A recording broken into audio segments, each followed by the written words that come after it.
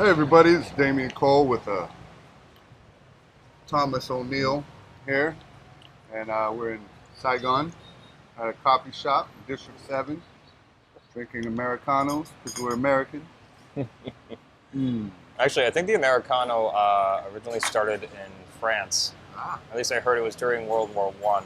ah, The story I heard was apparently the Americans didn't enjoy the espresso; it was too strong for them, so they started watering it down, right. and so they called it Americanos. I don't know if that's true. It's just that's the story I had heard. Sounds right. Mm. I believe it. So Americanos, hot Americanos on a hot Saigon afternoon. Cheers. Cheers. We're doing it. So here we go. Where are you from, Tom? So originally, I was born in Minnesota in the USA, in a small town called Hutchinson, just around 10,000 people probably at the time. Actually, I think it was fewer than that. I think I remember it hitting 10,000 and being so excited. That was a big number for me at that time. Right. Hmm. Yeah, so I grew up there. I was there until about 21, and I lived in Minneapolis for a year. And then after Minneapolis for a year, I went back to my hometown until about 27. And then, 27, I flew out to Vietnam for the first time. Yeah. Hmm. Yeah. So going from 10,000 to 10 million, Yeah. it's quite a jump. 100 times, right? Yeah, I mean Minneapolis is pretty big to me, but like it's so spread out because like if you count Minneapolis, St. Paul, Roseville, Falcon Heights, all the suburbs, like you Right. count all of it, maybe you hit like 2 million people, but that's spread out over like probably like 50 square kilometers, Right. where then you take 10 million and shove it into Ho Chi Minh City, Yeah. right, in what feels like 20 square kilometers. Like it's a different feeling, Right. 100%. Right. Mhm. Yep. Now you probably have 10,000 people in your building. You know? It's definitely filling up now. And maybe not quite that many. I think it's probably about. It could be up to maybe 1,000 now. If they actually fill up the occupancy, you can probably get 1,000. Okay. Hmm. Okay. Well, yeah, it's a big change moving here. Like the traffic's way. Like you go back home, you're like, "Where's all the people?" Right? Oh yeah, I just went back for a visit. It was my first one in 3 years, Right. and we're just driving along, and I'm just like, this just feels so much better. Yeah. Yeah. Like I'm not terrified of semi trucks anymore. Right. Right. Mhm. You're in a car. Yeah. Well, what did you do back in I did IT Minnesota? for Huh? several years. Yeah, What? I started off working at like I went to university, and then I got like a job at Geek Squad.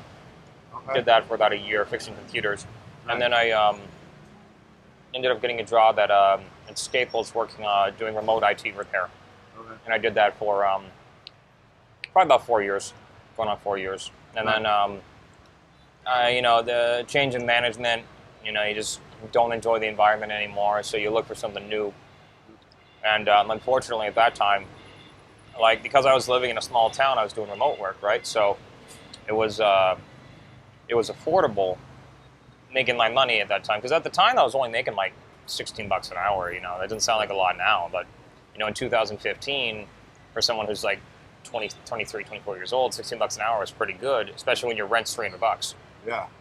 Yeah. And so when I quit the job, I tried to find something else remote and couldn't. I had a few offers in the city, but then you factor in cost of living or commute, and then all of a sudden it wasn't worth it very quickly. Yeah.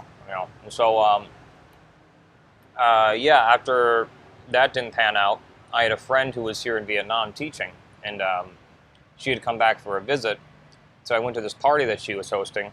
She was telling me about Vietnam and what she does, and I'm like, well, that sounds cool. And I'm like, can I do that? And she's like, yeah, you could totally do it. I'm like, is it hard? And they're like, no, surprisingly easy. And I'm like, all right, well, so I saved some money, and I came here with just $500 in my pocket. That's it. Got got a passport, got a ticket, like GTFO, man. Wow. Like I was done with the U.S. So $500. $500. That's it. That's all I had cash when I arrived, and a place to stay, and the promise of a job. So how did you survive off $500? Lots of banh mi's. Yeah. Yeah. At the time, banh mi's were only like 10,000. You can get Khom Tam for like 10,000. Right. But yeah, you live every day on like cheap street food, and when you first get here, you have like this euphoria of like all the street food you can buy and stuff, and so you're not sick of it yet. Yeah. Like nowadays, like some of my friends are like, oh, let's get some street food. I'm like, yeah, I did that 7 years ago. I'm okay. Yeah. I got McDonald's money now, you know. Yeah. So I stayed with my friend when I first moved here, and then she helped me get an apartment. Yeah. And then I just gave me a loan to get money to get an apartment, and then I paid her back on my first check. Yes. I did the same thing, except I didn't get a loan. I came with a little more money, but I stayed with my friend, and he showed me how to get a job here, let me stay with him as long as I wanted. Do you think it's possible without a friend to move here? If you have enough capital, yeah, I think it's a lot easier now than it used to be. Right. The English level in the country has improved significantly since I first got here. When did you first get here? I got here 2017, January. July 2016. Okay, so you were a little before me then. So then, yeah, you can probably remember that, especially like D7, wasn't as westernized as it is now. Like they had Fumi Hung, but like just the amount of English speakers, right? Because when did they start taking English seriously, right? Like they probably started taking it more seriously about 10 years ago, and we moved here about 7.5 years ago, and so all those 10-year-olds that were studying English are now working at Circle K, and so they're the ones you're dealing with, and so all the attendants have people that speak English, and even like you go to small shops, most of the owners have children that speak English, and they do the translating for it. So it's a lot easier than it used to be. And Google Maps actually works a lot better too. Do you remember when we first got here? Google Maps couldn't find shit when we first got here. You had to use both the iPhone, whatever that was, map, and the Google Map, and had cross-reference. And sometimes it would be like, say your address was 123 Habachung Street. Sometimes there would be a different Habachung Street in Govap or something. Yeah. And you're like, in District 1, I'm here. They're like, no, it's in Govap. You're like, what the fuck is Govap? It's a whole 45 minutes away. You're like, oh, well, I'm not going to make that class. That exact situation happened to me. But it is much better. It is much better now. Yeah. It's so much more manageable. So, if I were to give advice to someone who's coming here for the first time, and they don't know anyone here, the first thing I would do is get on the Facebook expat community and just announce that you're arriving and that you're looking for friends to talk with or other locals to hang out with, and network immediately. Get to know some people that have been around the block, that know how to get you a SIM card, that know how to install the Grab app for you, that can show you like a few places to go. As soon as you get to your apartment, I'd start with a hotel. Hotels are pretty reasonable here. And you can rent by a month. You can pay like $150, you get a month. And then walk, explore your area, try all the different food.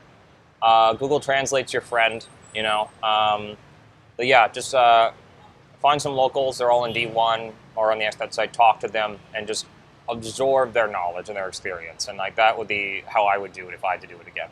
Yeah, it's kind of tough. Imagine being on your own and you don't know how to get a SIM card. You don't know how to pay your freaking phone bill. Yep. Actually, you remind me of a story with that. Yeah. So when I first got to Vietnam, I was like, oh, I need some internet. And these people that I lived with, they had been here for 5 years. 5 years. And they showed me how to put money on my movie phone.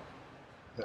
And I kept running out of 4G like so fast, and Yeah. I'm like, what's going on? Like, is internet just super expensive here? Yeah. And they're like, yeah, it's just really expensive here. Internet's just so expensive. I'm like, this doesn't seem right. Yeah. Because but I would like put like $5 on my phone, and then I would like watch like a couple YouTube videos. Maybe like an hour later, Yeah. internet's gone, and Yeah. it's like, wow, like that burns out quick. Yeah. And they're like, yeah, that's just the way it is. And then after like 2 years of living here, I figured out they just didn't know what the fuck they were talking about Yeah. Yeah. because a friend showed me how to sign up for a data plan, Yeah. and that $5 that I put on was supposed to get me like 60 gigs of data, Yeah. and they just none of them knew what they were talking about, Yeah. and none of them had even bothered to investigate it. And so my advice would be is like, if one person tells you one thing, you got to verify that, because they don't always know, especially when it comes to like things that require Vietnamese interaction, right? Like, there's so many people that will tell you one thing, and then you talk to people who'll tell you another thing, and it's like, and like none of them are correct. If you know, like you talk to some like local Vietnamese, like that's how you can get actual stuff done. All right, so if you need help like getting around your area, I'd say talk to some foreigners. But like, if you need help like getting a SIM card, find a Vietnamese friend. Like that's a good one that you should start with. Yeah. I learned that lesson quick. I actually figured that out quickly. Oh, you did? Yeah, I got I had the same phone number, same mobile phone. Mm-hmm. Now I'm paying like, I think $120 a month, Mhm. like $5 Yeah. a month, and I get like 7 gigs a day or something. That's So, nice. Yeah. Yeah. Yeah, doing Viatel about $90K a month for about like 60 gigs, something like that. Yeah. Yeah, it's more than enough. Yeah. Internet's so cheap here. Some people still haven't figured that shit out. You know? Yeah. I was actually thinking about writing a newbies traveler's guide to Vietnam. I was Nice. considering that because there's so many like little nuanced things that I know how to do from living here, from like even just like applying for a visa or how to know if you're getting ripped off or not, or like how to apply for a SIM card, how to like how to go anywhere. Like, the problem is I'm so normalized to this place, I don't remember the questions. Yeah. I don't know what expats have problems with it when they come here anymore. Like, I mean, so like when I got married to my wife, I stopped following all visa issues because I finally solved my problems, right? Yeah. So I have no idea what you guys deal with nowadays. I was going through it. Yeah, visas are they're tough. So you either work for somebody that just gives you your visa and you're set, or you struggle and you're like the new people are going to Cambodia every 3 months, in and out, taking a 4-hour bus ride to Cambodia, walking out, coming right back in. Wait, can you still do that? I thought you had to like, I thought you had to like now actually like leave the country before you apply for the welcome letter now. Yeah. That's because Mok Bai runs. I used to do that. I used to go to Mok Bai every 3 months, but but we're Americans, so we have different visa power than other people. Yeah, you're right. You're right. Last time I did it, okay, I got my TRC. I was supposed to. First, you get the worker visa or the work permit, yeah. The work permit visa, right? Mm-hmm, yeah. So that I had to go to Cambodia, and they're like, you may take 2 weeks. A lot of people I know had to stay for like 2 weeks. Yeah, and that's what I heard up too. all the money. But for me, I guess it was there. I went early, and by the time Monday rolled around, it was already there. I was like, shit. That's lucky. Yeah. But then I came back, I had my work visa. Then I was getting my TRC. I had to go to the police station. I had to go to get all this paperwork, run around town. Oh, it's so annoying. Oh, God. And then finally, that's when I just went to Mok Bai, the Cambodian border. Boom, went in, went right back out. It was fine. Yeah. Well, you got these agents, man. They rip you off so bad. I finally got a good agent. Yeah, because she doesn't rip you off. Yeah, I talked to some of these people that were getting their marriage visas done, or the marriage TRC, and since I did it myself, Like, I know the process, and I know how much it's supposed to cost. Right. How much do you think it's supposed to cost? Probably like less than $50, probably. Maybe. 3 mil. 3 mil. 3 mil So is the actual $125. fee. Yeah. You know how much these people were charging them? 30 mil. Close, 21. Yeah. 21 yeah. mil. They're like, oh, it's 21 mil to get them there. Yeah. Is that the normal price? I'm like, well, I mean, it's the normal price for ripping you off. Yeah, like that's what they usually rip you off at. Bro. And So the marriage visa costs like $120. They're charging people $1,000 just to fill their name on paperwork and bring it to the. Well, I'll give you this. It is actually annoying that Yeah. because you have to go to the police station. You have to, but I mean, you have to give all these documents anyway, and the visa agent is not really doing that much. So they're just taking your money and they make money on your ignorance. The government buildings here are not that bad. No, when I no. go, I had to go to the police station. At least one person will speak English, and they'll be like, "Oh, do you have this? No, okay, come back. Make a copy of this. You go get a photocopy for 5 cents, and you bring it back. They're like, okay, come back in 2 weeks or whatever. Same thing with driver's license. You could go to the agent, spend a fucking $300, have the agent do it for you, or you just go down to the place yourself and get it for $30. Yeah, it's. I would say this: if you're here legally, just do it yourself. It's really not that hard. The people that hire these agents are here not legally. For the most part, because like these agents, like they charge so much because they pay a little extra money to push some paperwork through. But if you're 100% here legally, you don't need an agent. Just do it all yourself. It's really not that hard. Like honestly, like I was thinking of this because I just applied for my wife to get a tourist visa in the USA, right? And I had heard stories of how annoying and hard it is to get these visas. It really wasn't that hard. Like the USA digitized a lot of this stuff now, and so like it took me like 30 minutes to apply for her, and then like the annoying part was we had to like mail in her passport. But other than that, like it wasn't that bad. You know, and like my mom actually just applied for a visa to come to Vietnam. It's so much easier now. So now they have the e-visas. No more welcome letter. No, you remember the first time you came to Vietnam and you had to give that welcome letter, and you were like, "Oh my God, I hope they accept this, or I'm stranded." You had to like write a letter on lined paper. I remember. I went to the consulate in San Francisco. I had to like. Oh, you went to the consulate. Physically go to the consulate in 2016. Yeah, now it's all. I went to a sketchy website.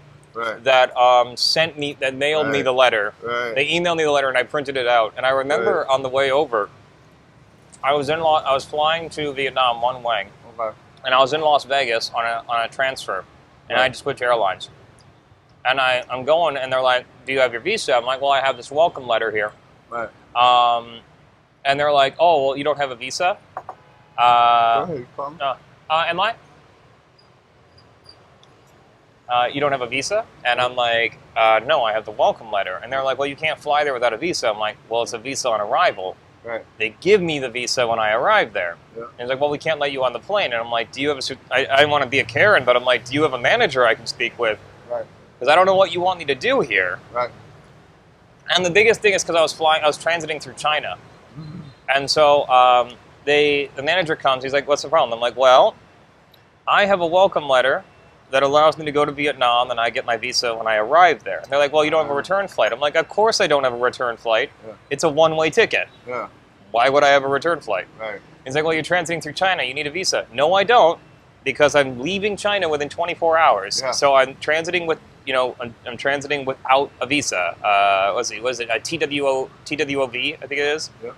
Anyway, after talking with them, they let me on the plane. But man, I was like near having a panic attack because, again, I have $500 in my pocket. If I get stuck in Las Vegas, I'm just fucked, you know.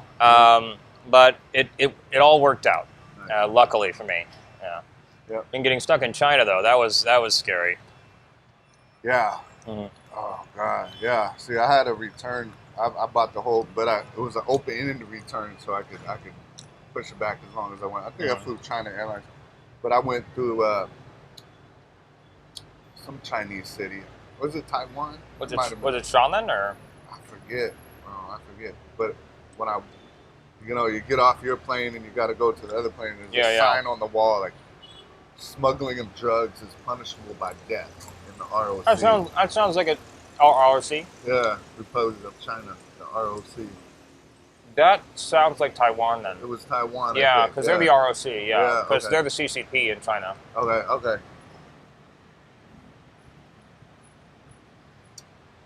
Yeah, it was Taiwan, I think. But I was still scared. And then when I was going back, I was reading this paper. It's like China's gonna attack Taiwan at 6 p.m., bro. And our flight's taking off. I'm like, get the fuck out of here.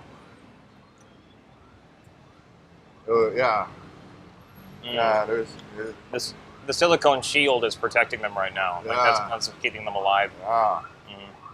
You know about that? Well, if you're talking about the microchips. The microchips, yeah. They can't blow them up, right? Mm-hmm. They make all the microchips. Yeah, my wife works for MediaTek, one of their biggest producers. So if anything happens, my wife will know before. Good, yeah.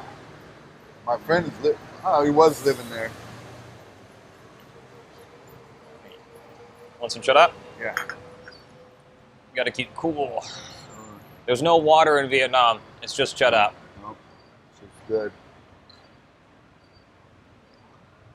Iced tea. You can't get ice water. You can only get iced tea. Mm-hmm. All right. So why did you leave America? Well, honestly, at the time, like my prospects just weren't working that good. I used to have a lot more of a drinking problem back in the U.S. Like when you're in a small town in a winter state, what do you do in the winter? You and your friends drink. Like you see that? You ever seen like that '70s show? Yeah. You know how like so many episodes they're all just sitting in Eric's basement and they're all just drinking beer and shit. Yeah. It's because there's nothing to do. And so when you're 20 in a winter small town, there's nothing to do but get drunk with your friends. Like that's what you do. And so like for years and years, like we would work, we would drink and have bonfires. Like because I lived in this shared house and we had a fire pit in the back, so we'd have like a ton of bonfires. And unfortunately, though, you build some bad habits by doing that, you know. And so there was a bit of a falling out with where I was living, and the place was no longer available to live, so I had to find a new place to live. So I got this apartment, a one-bedroom, in an even smaller town called Glencoe. This is like 2,000 people. And so it was a nice apartment. It was rent-controlled, so the rent was very reasonable. So it was super affordable, but no one lived there.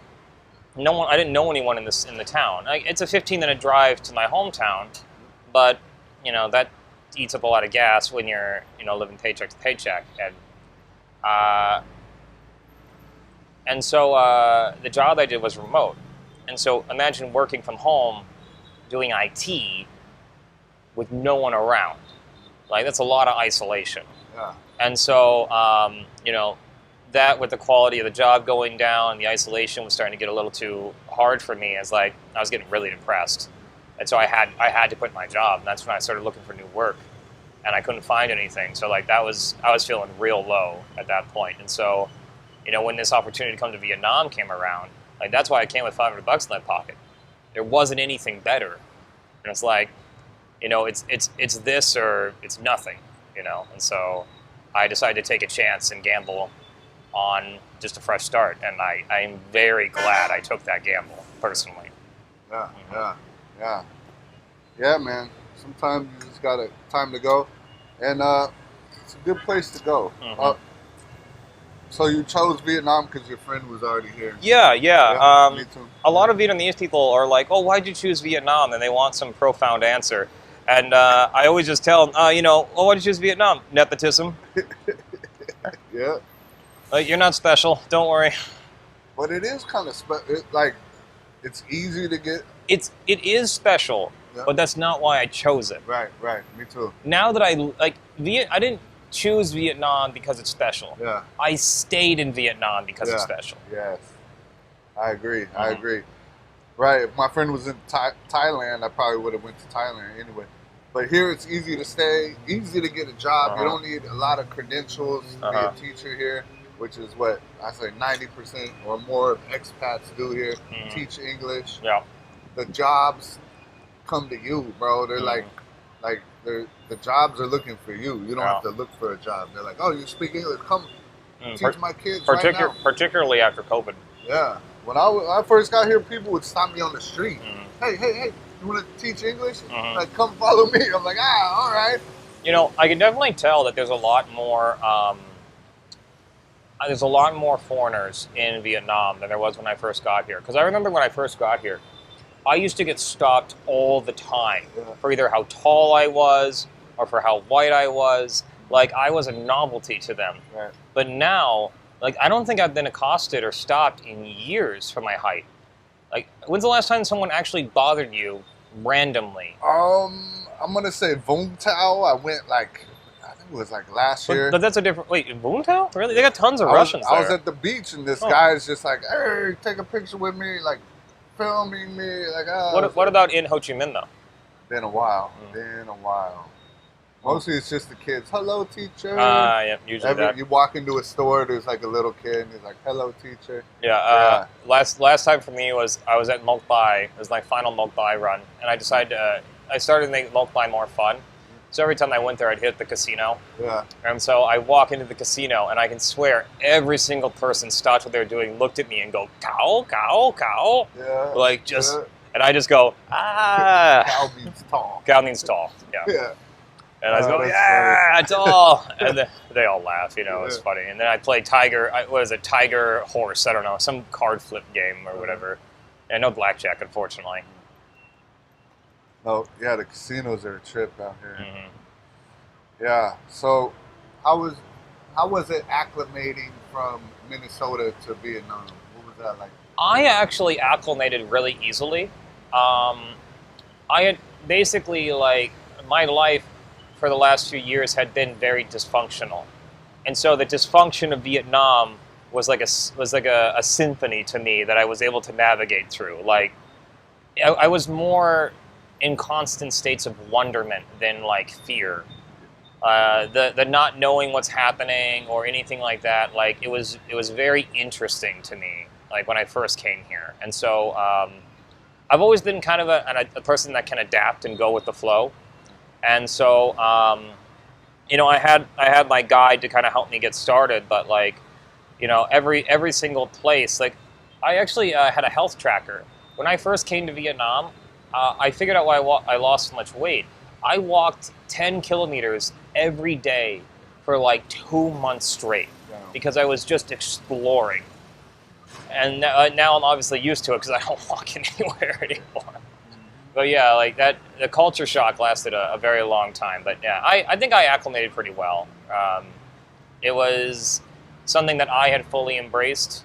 I kind of embraced the win and roam kind of mentality, and just go with the flow and stuff. So for me, it was easier. But I've also brought people out here that were a lot more hesitant to fully embrace everything.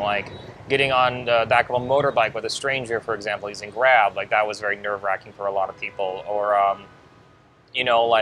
watching homeless kids get beaten. It's something that you don't want to see, but it's something that happens sometimes. And I remember when a few friends got here, they were definitely a lot more hesitant than I was when I first got here. But I think everyone adapts after a while. You just kind of get used to it. They lived here for years until the COVID, of course. Yeah. It's a trip, but yeah, some people are really they don't acclimate well. They're like, why is no one speaking English? Duh, you moved to another country, bro. You gotta your Grab bike driver's not gonna know English. Have you actually met people like that? That are why does no one speak English here? And they're mad about it? Yeah, I have. Oh, wow. And I'm like, bro, you just, you need to learn the language, or just like me, don't get mad because someone cuts you off. It's a different culture, it's a different country, like they're burning trash on the side of the road. Mm-hmm. Yeah, that's what they do. Yeah. Like it's different. It's not wrong. It's just different. That's how people grow up. Like, actually, drivers always smile at me after they cut me off because I always thank them. Yeah. I'm like, oh, come on. Yeah. Yeah. Come on means thank you in Vietnamese. I used to get mad and cuss out everyone, but then it was like, fuck, this is tiring. Yeah. It's going to happen 17 times a day for every single day. Yeah. So I was like, you know what? Just fucking let it go. Just let it go. I think I've become the frog in the boiling water at this point. Yeah. Where it's like, actually, so my mom's coming to visit here for TED. It's her first time ever leaving the USA. And so what she experiences will be a mirror reflection of what I experience. So I'm going to watch her really closely because I want to remember what's different about it, you know? Because, like, again, I'm the frog in the boiling water, man. I don't notice what's wrong anymore or what's different or new. It's all just life to me now. Because I remember telling my sisters, they're like, oh, how do you get baby Lynn around? You put her in the car seat? I'm like, no, we just hold her in the car. And she's like, you just hold her in the car? That's so unsafe. Why are you being so unsafe? I'm like, what do you mean? That is the safe option. Yeah. He's like, what do other people do? They hold them on the motorbike. Exactly. They're like, they just hold it? No. They let it stand up on the motorbike between them with the other child on back holding on for dear life. While one of them's holding a refrigerator. Driving up on curbs and shit, right? Yeah. Yeah. You know, going the wrong way in traffic. I remember when I first went to Thailand, I'm like, oh, they drive on the wrong side of the road, or the other side of the road, I should say, not wrong, other. And I thought, oh, this is going to be a trip for me. And then I get to Thailand, and everyone's driving on the other side of the road, and I'm like, no, I'm actually used to this. Because they do it in Vietnam all the time. Yep. Yeah, Vietnam is saying, road is road. It's like, doesn't matter. It doesn't matter. There's no fucking rules. There's no fucking rules. I kind of like that, though. I've always been someone that likes freedom. Yep. And I will gladly trade security for free. I mean, clearly, I'm not scared of risk. I came to a foreign country with $500. So risk doesn't scare me, you know. So take away my security and give me freedom, and I enjoy it quite a bit. Yeah. I love it, right? There's no, like, okay, you pass the line of you roll through a stop sign. There's none of that shit here. Like in California, you call it California stop. And it's like a $300 ticket. Yeah. Here, dude, you can do whatever the fuck you want.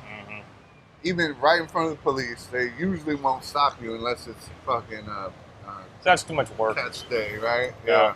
They'll catch you sometimes. Yeah. Right? That's too much work.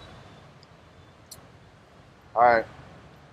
So, you got married here. Yeah, I did. So how was that? Was it that would have been a much easier process had COVID not hit us. Right. Like, I feel like we can't talk about it without talking about COVID. Right. So for those of you listening, in 2020, when Vietnam first got their cases of COVID, they had locked down everything right away. And you guys, probably in the U.S., were still fine and, you know, thinking it was just a case of swine flu. It wasn't going to be a big deal. And so they closed down all the schools for a considerable time. I think that was about 5 months they closed down the schools. I don't know about you, that was a hard time for me, that first 2020, because I had just gone back to the U.S. for 6 weeks and then came back in December, worked 3 weeks, and then was going on another month off of TET. And I had done my budgeting, and I had just enough money to make it till the end of TET with a little extra, and then start work again. And then you find out that, like, not only are you not going back to work, you're not getting your salary that you were supposed to get when you were supposed to return from TET holiday, and then that just gets extended and extended. I think it was till May. So it's just no work till May. And that is probably like the most stressful time of my life. If I didn't have my wife now, but my girlfriend then, like, I probably would have gone back home. Like, there's no way I could have survived it without her support.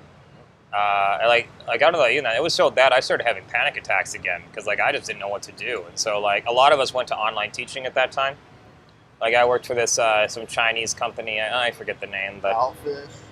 I tried Palfish. Yeah. That one I didn't get a whole lot of clients. No, it wasn't. It was like you're lucky if you made $20 a day. Yeah, I forget. Anyway, Yeah. but I only made like maybe $60 a week, but it was enough to get by. Right. I started eating. I same thing every morning. About three eggs on a bed of rice. Yeah. Every morning.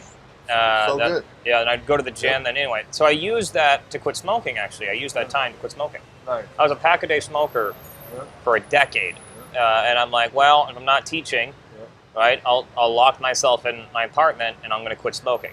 And that's the first time I was ever successful at quitting smoking. So use that time to get healthy and get right. And so, because of that COVID lockdown, I used that as an opportunity to improve myself because clearly, like it kind of gave me like a glimpse of like how close on the edge I was actually living. Like you think you're doing okay when you're check to check, but you're not. And like you don't have security. Like if you lose your job and you can't get hired, you're just gone. Like that's it, you're done. Like you can only borrow from friends for so long, but then like you have no solutions. So I realized how financially insecure I was, and so I used that to like read a bunch of self-help books and start to try to better my life and get myself turned around. Yeah. So when 2021 hit, because that year I had proposed to my now wife, because I made a promise to myself that I would quit smoking when I was ready to get married, and so like that was kind of like my crucible to get through. It's like if I can quit smoking, then I think I'm ready to propose, right? So I did successfully, and we were supposed to get married in June 2021. But when around April, I could kind of see the writing on the walls happening, And I'm like, I was telling like all my friends, like, hey guys, I think there's going to be some visa issues because at that time, like, Vietnam was functioning, but the country was still shut down. Like no one could come in and go out. So we were very isolated, but we were able to operate and move around. Our visas at the time were just like extensions. There was no being able to leave and come back and get longer visas. So like, and I was had a business at the time that I was looking into like getting a visa through that. But then I'm like, well, I'm getting married soon, so whatever. I'll just get married. It's easier. So around April, I started seeing the writing on the wall that, hey, I think things are going to shut down now. Because I've been following reports and I saw a bunch of articles about how these areas are getting locked down because Chinese immigrants snuck in and like they got smuggled in with COVID and stuff. And am I? Chada? Oh, chada? Come on. And so I told my wife, I'm like, hey, we should get married. We should sign the marriage paperwork right away. And she's like, oh no, we'll sign it on the day we get married. Like it'll be fine. I'm like, no, it won't. I'm not going to risk that. Let's just go sign the marriage license, and we'll still have the wedding the same day, but let's go sign the marriage license. And it took me some convincing, but I convinced her to do it. 3 days after we signed the marriage license, everything closed. Because my visa was expiring in July. And so I was like, we need to get this. We need to get this. Because, like, if my visa expires and we're not married legally, like, I might get deported. Like, but they won't deport me if we're married, Like, one of the scariest times was getting my visa fixed after everything opened up, because I had been expired for a long time. Because Ho Chi Minh City was locked down for, my God, it's such a blur now. I actually checked my chat history. It would have been from May. It went down to gatherings of 5, gatherings of 2, to no gatherings by August. And then from August to October, it was full lockdown. You know what I noticed, by the way? I haven't noticed a single person anywhere in the world say house arrest is not a punishment anymore. Yeah. Remember that? They used to be a thing, house arrest. Like, that's like a free vacation. Yeah. No one's saying that shit anymore. Yeah.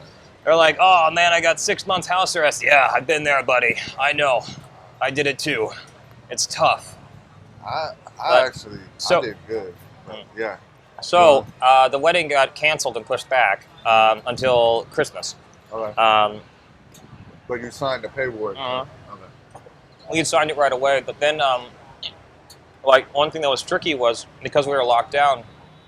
My wife and I were separated, but we had been secretly living together for about 6 months. Her parents didn't know; they're very traditional, and so we told the parents that like she had a second apartment. And then the plan was like, okay, you go back to live with your parents for the last 2 weeks, and then after we get married, you'll come back and live with me. But then we didn't have the ceremony, so now we're not living together. And then we go on. I try to convince her like, we'll just come back. And he's like, oh, it'll be fine. It'll lift up. 1 month goes by, still not living together. And then like she's still able to come and visit though. And I'm just trying to convince her like, hey, like we're married now. Like you should be living with me. But in Vietnamese culture, that paper doesn't mean shit. No ceremony. You're not married. Yeah. And then like 2 months in, they block all the roads. So now she can't even visit me anymore. And I'm going fucking stir crazy, man. Like I'm going nutty bananas. The only thing keeping me sane is like playing games and stuff, like and like watching shows and like trying some cooking out. And so what we did was we figured out a way to create an emergency meeting document with the company that we owned. And so basically it's like, hey, we have an emergency board meeting in D7. Her being the CEO has to attend this meeting. So I got the documents notarized and shit in my little pocket, and then I sent it to her, and then she used that to get through all the military checkpoints to come see me. And originally, her parents were like, just come see her for a day. And she's like, no, I'm staying the night. And her parents were fucking pissed, but I finally convinced her, like, just stay the night. And then, like, a day later, that document didn't work anymore, so she was stuck living with me. Right. And so we explained to her parents, like, oh, the document doesn't work anymore. And they didn't fucking believe her. And they were so fucking pissed. Like, but then her parents got COVID, like, the day after that. Wow. And so we're like, oh, now it's a good thing we lied to you and she came here. Because otherwise she would have been stuck in that house with COVID before the vaccine. So it all worked out. And then, after a time, we were able to finally have the wedding and Christmas. Like, it was a much smaller guest list than we anticipated because pretty much all of my groomsmen got deported. Yep. So I had to hire 3 of them from Home Depot. That's not a joke, by the way. I mean, the joke is Home Depot, but we actually hired 3 groomsmen to, like, replace my missing groomsmen. Yeah. Mm-hmm. That's hilarious. Yeah. You don't want to be a groomsman anyway. You got to carry heavy fucking fruit. There's, like, no benefit to being a groomsman. You got to wake up super early. You got to carry shit. Like, it's just a job. Yeah. Like, there's nothing fun about it. Anyway, so it ended up working. Did you come to my wedding? I forget. I think you were. Oh, we didn't know each other at the time, right? We knew each other yet. Okay. No. A few of the comics had come. Yeah. Like Devin was there. Kilo Rose came there. Matt and Annie came there. But yeah, I don't think we knew each other at the time. No. No, we didn't. Yeah. So that's a fucking adventure. And then, how is it? You just had a kid. How is it raising a kid with a local in a foreign country? How is that? I would say that raising a child in Vietnam, making a teacher's salary, is far superior than raising a child in the USA on anything under $80,000 a year single income. The quality of life I can provide for my daughter here is leaps and bounds superior than what can be provided for in the USA. Yes. Between healthcare costs, delivery costs, educational access, daycare costs, diaper costs, any kind of machines you might need, it is just superior in every way, assuming you make the income I make as a teacher. Right. Now, if you're a low-income earner in Vietnam, then obviously it would be a lot harder. As a teacher, and I've been teaching for many, many years, so I'm a higher income earner for a teacher. And so that's probably top 80% income earners in Vietnam, and that's not that much. It's like just like $22 an hour, you know. But that's a lot of money in Vietnam. Right. But with that salary, like you can, I don't have any financial insecurity about raising my daughter. I can put it that way. Like none whatsoever. Right. I can afford it. Because I don't know how much it is back home, but how much was the whole hospital birth and all that stuff? Everything said and done, I think we're talking about maybe $1,000 for all hospital visits and the delivery. About $1,000. Crazy. You can't even walk into a hospital. That's no insurance, by the way. Yeah. We actually applied for her health insurance, but we got pregnant too quickly, so the insurance didn't work. Right. Otherwise, it would have been a lot cheaper. Yeah. Yeah. I agree. I mean, you have a daughter too, right? Like, Yeah. I mean, you know the cost of living. Yeah, I know. It's crazy. Yeah, how do you feel about it compared to the U.S.? I like it because it's safe here. You know, the Bay Area is just like a crazy place with like, I don't know, there's some weird characters out there. There's a lot of homeless people. She would see a lot of stuff I don't want her to see. And You know something that's weird? I was just in the U.S., and there's a lot of homeless people around. right. But there's also a lot of homeless people here in Vietnam. But I feel like you don't see the issues with drug addiction and mental illness so much here. They're not mentally disturbed. Like they're not like peeing They're on not themselves. broken. They're just poor. Yeah, they're not. They're like selling stuff. They got like trinkets. They're selling trinkets or lottery tickets. Well, I mean, they can do that here though. Like in the U.S., like if you let a homeless person try to sell some stuff, they would obviously love to sell some stuff, but then you got police that don't let them sell anything because they don't have permits. Right. Here, I think the government gives them lottery tickets to sell, right? I don't know. I think they buy them. I don't know. But it's legal. It's legal. Yeah, it's legal. Yeah. They get a bunch of lottery tickets every day. They're walking around selling, and people are like, "Okay, I'll give you a few bucks because it's good luck. Yeah. You're helping someone out. You might win some money." I love that. I love that. Yeah, there's definitely an entrepreneurial spirit here, and like it's something I love about Saigon is like if I wanted to sell sandwiches, I could get a cart, get some bread, get some meat and cheese, find a corner that's empty, and I could sell some fucking sandwiches tomorrow. Yep. And it would cost me like $500 and I could do it. Yep. If I wanted to do the same thing in the USA, it would cost me $20,000 for the ability to sell it. Yep. Just for the permit to sell the money. Because they don't want that. Yeah. America doesn't want people to be entrepreneurs. I got friends that opened up bars. They have multiple bars, and they're like, you probably need like $3,000 to start to open a bar. Like a bar in San Francisco, you need $1 million. Oh yeah. Oh, starting a bar here? Yeah. I know someone that like bought a sidewalk rental area, and he just fucking set up like a tear down alcohol bar. Yeah. Like, and I think he just bribes the cops to go away and like just let him operate. Yeah. And like, I mean, you could argue that like, oh, you shouldn't be bribing police, but personally, I mean, I kind of like the idea of like let the bar be there. Like, it's late at night, no one's bothering anyone, and if obviously people don't like it, no one would show up to it. You know? Yeah. My friend did the same thing. It's called Homeless Bar.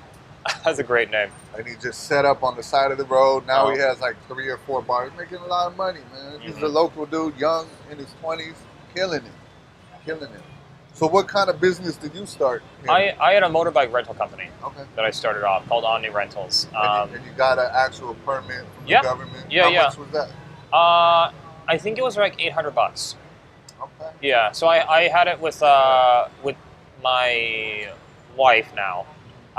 She started the business because, so here's the little fun fact about a motorbike company as a foreigner. If I wanted to establish a motorbike company as a foreigner, there is a lot of red tape and bureaucracy, and you can only own so much of it, like when you establish the company. So if I wanted to establish it with Nya as co-owners, then I would only be able to own like 5% of the company. Like I can't exceed more than a certain amount. But Now this is interesting because when you establish a business as a foreigner, you have to go through the Department of Labor, and it's very annoying and very big, very annoying. But if you want to buy an already established business, you don't have to go through them. So my wife established the business, and then I bought it off her for $1. Really? Yeah. Ah, it's a hack for you. And so you get to skip all that foreigner bureaucracy because you're not establishing it. You're buying an already established business. Now, at the time, we were engaged, so like we never actually finished that paperwork. Like we were in the process of doing it. But then when we were getting engaged, I'm like, we're to get married. Like I don't really care. Right. So we just kept it under her name to make it easier. And then we ran a business successfully during COVID. Actually, you would think like during lockdown, people wouldn't want to rent, but we kept it small, and I kept the overhead low because I didn't have a central location. Like, a lot of people were like, oh, where's your storefront? Like, why do I need a storefront? I'm renting motorbikes. Like, why do I need you to come anywhere? So I just ran it out of my apartment. And I think at the top, we got up, I think I got up to like 9 motorbikes at the peak. And then I started working a full-time job as a teacher, and it was just way too stressful to manage all the customers and teaching at the same time. And like, at the time, I was the only one running it. So, like, my wife couldn't really help that much because I only rented to foreigners because it was basically my clientele, And it was stressful, and I made enough money that it was good, but it wasn't so much money that I could hire anyone because, like, I would have to have, like, 30 bikes rented to make it profitable to rent or to hire someone to work as, like, customer service, right? And so I had a decision to make, do I go all in on this and like dedicate my time to it, which is something I don't really enjoy that much. Like dealing with customer issues on motorbikes is a lot. There's a lot of legality issues, and Vietnam, though what sealed it for me, Vietnam changed the law on registration for motorbikes. Now, like, you have to have your name on the registration if you want to have a motorbike. And so we didn't want to do that. And so once that happened, we decided let's just sell the bikes. And so we just slowly just started selling them off. And then now the company's pretty much, we officially dissolved the company. And then I let the website close down. And I decided to just, walk away with the profit I made. At no point was I ever in debt with the company. I walked away, making a profit. And I learned a lot from doing it. So what is teaching English like here? So you teach a public school, private school. I've done all of it. I haven't done the homeschool, but so I work for a private center, and the private center I work for now is probably one of the better ones in Saigon. When I first came to Saigon, I worked for a company that was probably not as legit. They didn't really care about your documents or anything, and it was very much you teach 16 to 20 students in kind of a rundown house that had been converted into a school, and they all have these books that were printed out at a local print shop, and then you use a whiteboard and marker. And the thing that at least for this school and probably a lot of other centers is, so they had 2 teachers. They had the Vietnamese teacher, and then they have you. And so you're pretty much hired initially. One reason why they don't really care about your credentials for a lot of these schools is because you're hired for pronunciation, because you're a native speaker with a native accent. And so for the first few years, it's making sure that they're speaking correctly.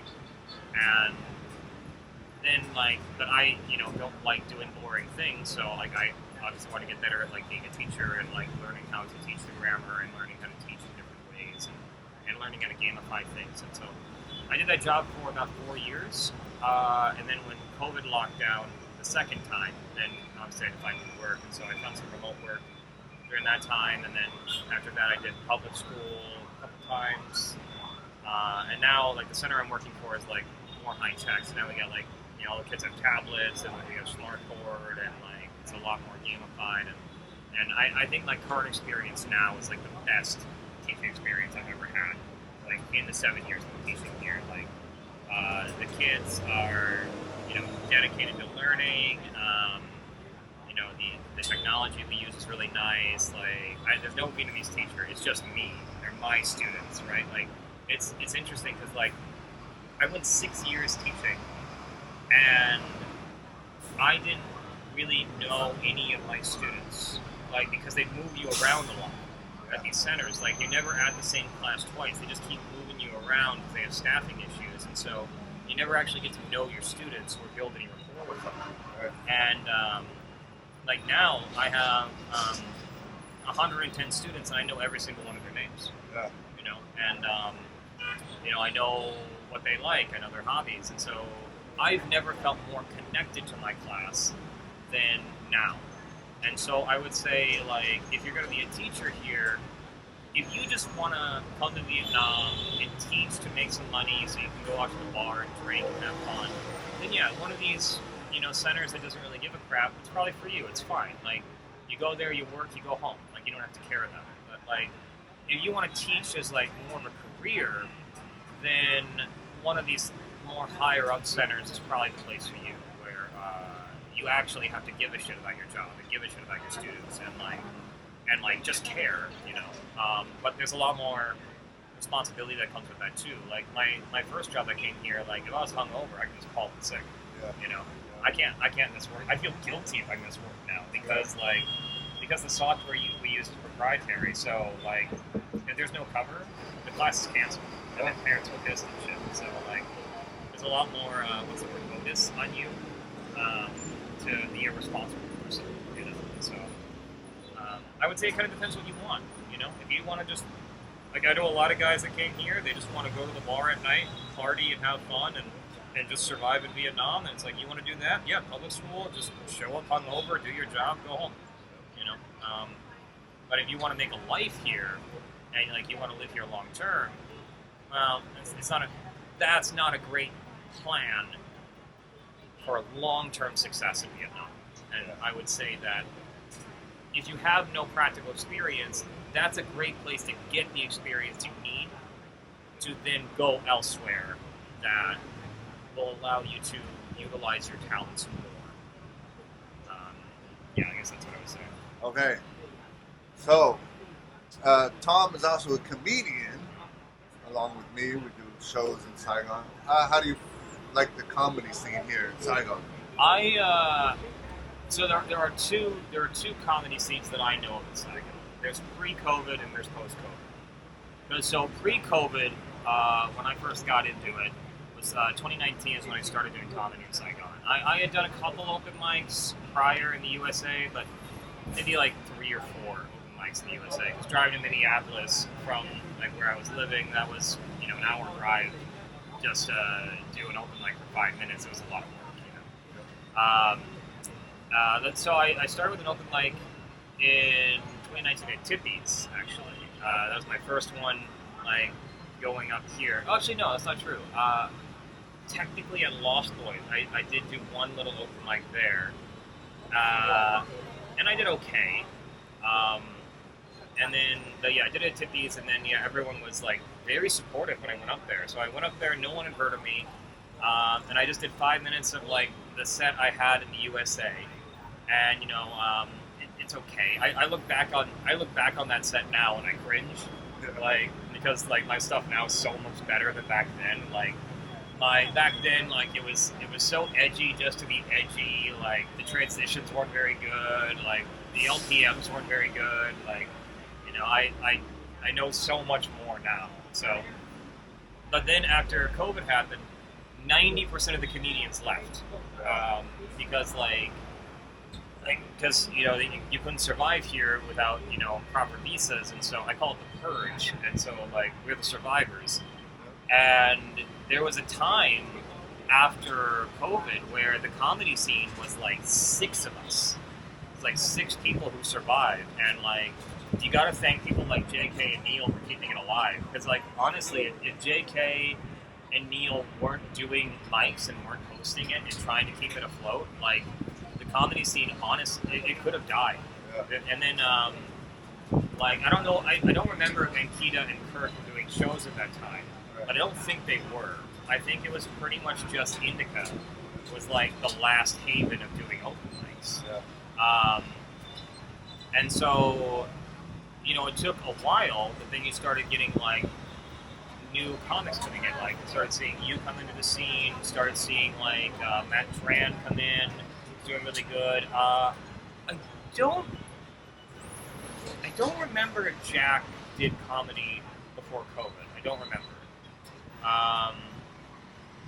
Yeah, I can't remember. But we lost some really good talent pre-COVID. We had Eric Garcia, who was really, really good. We had Kelso, who was really, really talented. There were some talented comics here. Tom Prosciutto, I think his name was. Or maybe that's prosciutto. No, that's a ham. Yeah. It's something. He's Italian. Yeah. Anyway, he left. So the comedy scene now, though, I would say is fire. Like, Yeah. you know, there's an open mic almost every day. Like, I'm seeing a lot more new people coming on and trying it. A lot of Vietnamese people coming on and trying it. Like, there's definitely a lot more Vietnamese people. Like, pre-COVID, it was all foreigners. Like, I don't think there were any Vietnamese that were doing comedy in Saigon. And now, like, it feels more like a 30-40% ratio. I actually think, like, I think there's fewer white comics now doing comedy in Saigon than any other race. Like, there's not a lot of white comics doing it anymore, right? Like, we have you, me, Wayne, Kirk, yeah, Kirk. I guess Jesse. That's 5. Yeah. Oh, Neil. I don't know if he's still doing stand-up. He's doing Neil? a podcast No, right now. no, he's not. Yeah, so like 6 of us. Right. And then like there's quite a few others. Tom Barillo. Oh, Tom Burrell. Okay, all right. There's never mind. There's still a lot of white people doing Yeah, comedy. yeah. But there's a lot of local. The Vietnamese are getting really good and really into it. And yeah, it's good to see, man. It's really good to see. Yeah. Like if you go to the open mic, it'll be like half at least. Yeah. Yeah. I'm seeing definitely a lot more Vietnamese comics that are going on there, especially like really brand new comics. A lot of them are Vietnamese trying it out for the first time, and like it's interesting.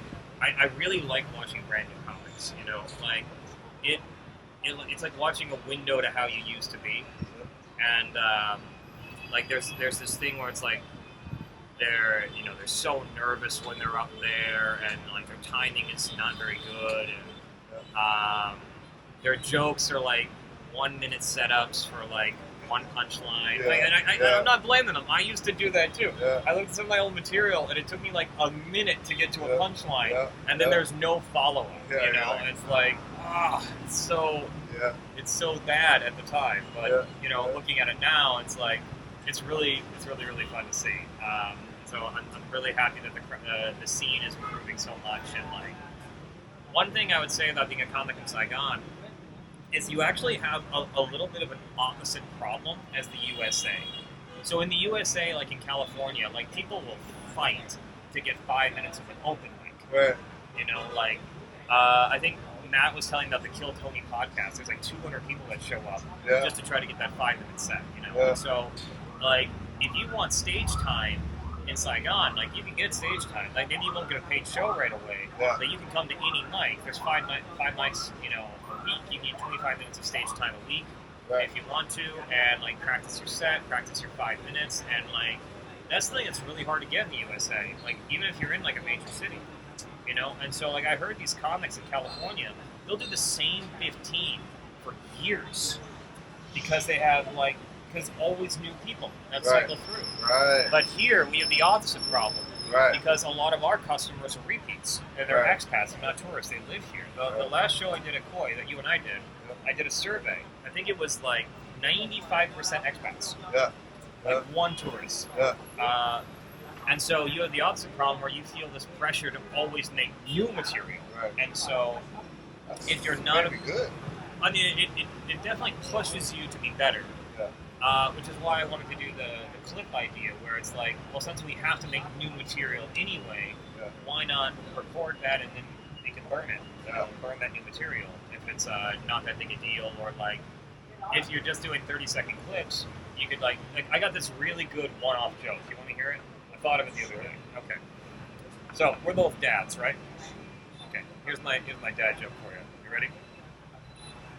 What's Black Panther's favorite birth control?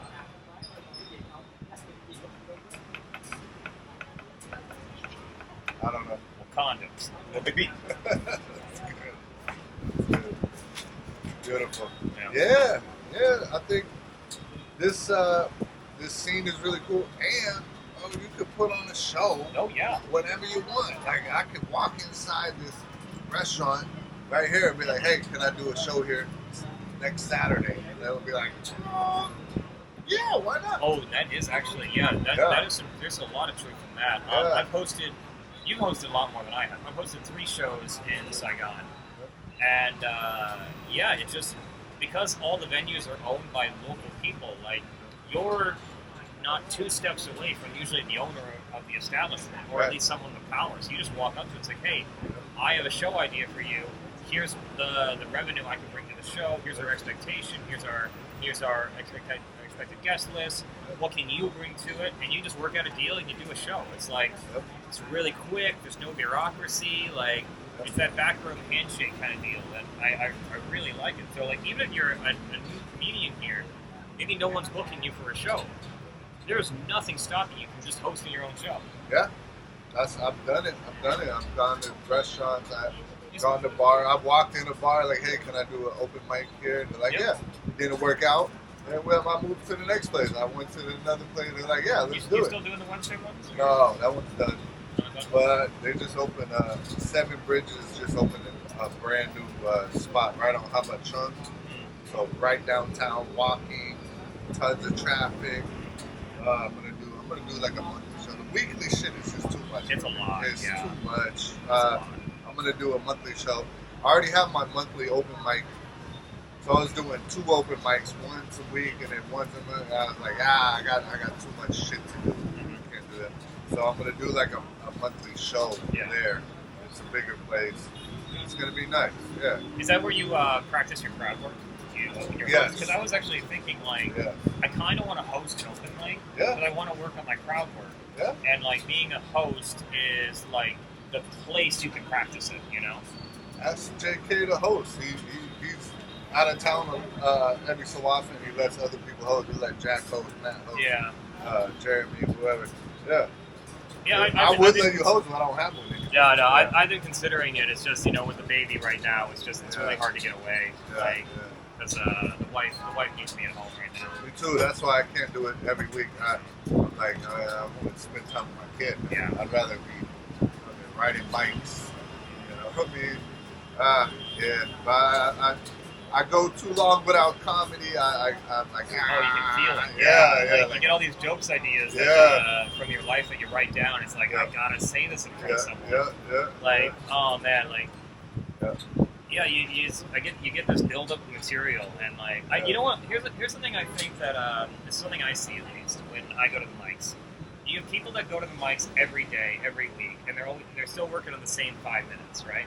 Then you got guys like us that are dads. We can't go there every day to 5 mics a week.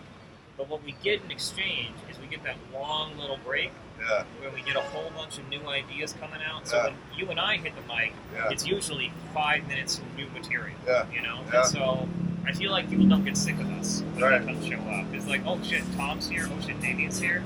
I know there's some new good shit that they got. I can't wait to see it. Yeah, I like that. I was going to like 2 or 3 a week. Yeah, I was starting to get sick of my own shit. Yeah. I noticed that, man. Like when I tell this, like my intro joke that I've been using for like 2 years now. Yeah. I have to do it because if the audience doesn't know I'm paralyzed, it kind of sets up a lot of things. But I've been doing the same 10-minute set for so long that JK even told me, he's like, you don't feel passionate when you're telling your own jokes anymore. And it's like that carries over. It's like, yeah, you're right. So when I go tell new jokes, the audience laughs the hardest when I'm excited to tell my jokes. sets. Yeah. And if I were to do the same set every day, 5 days a week, I think, like you, I think I'd get burned out on my own material. And I'm like, I don't want to hear these jokes anymore. These aren't fun for me. Yeah. You know, that's why doing like, unless it's like a paid show, like paid shows are a bit more fun because you get like that audience, like it's more performance, it's not so much practice. They're paid to be there. They're like into it. They're like, Yeah, they actually care. Right, you know? right. And yeah, sometimes if I don't, I'll be telling the same joke, and then I fuck it, I'll put it away, and then 6 months later I do a show. I'm like, oh shit, let me tell this joke, and it fucking hits. Oh yeah, you pull it out again. Yeah. Yeah, sometimes you got to put it on ice and just let it sit, and let you forget about it. You know. Yeah, there's a joke that I keep getting reminded of. I haven't told it yet on stage. You want to hear it? Sure. Okay, so I'm working on this joke. So I bought my daughter Lynn a bunch of boy clothes because you want to dress for the job you want, not the job you have. That's a I want a son joke, but no, actually, that's my daughter. But no, the actual thought was if I buy her a bunch of pink shit.